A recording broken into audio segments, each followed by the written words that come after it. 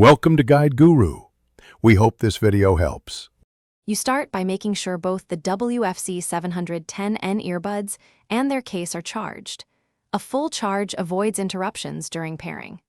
Once charged, install the Sony Headphones Connect app so you can complete setup and update firmware.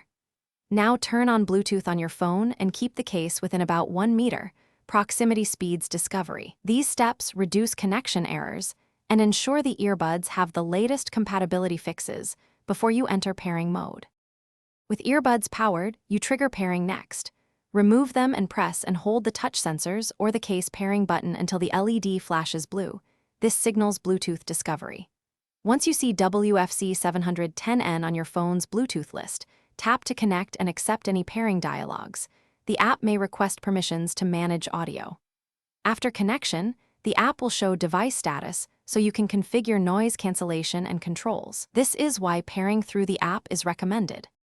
Once connected, test playback in the microphone, and then fine-tune equalizer, ambient sound, or noise cancellation in the app so audio matches your preference.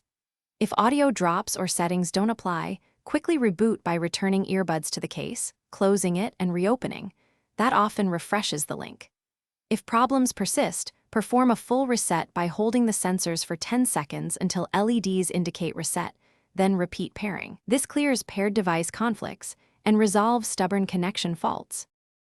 Thanks for watching. Consider subscribing if we helped you today.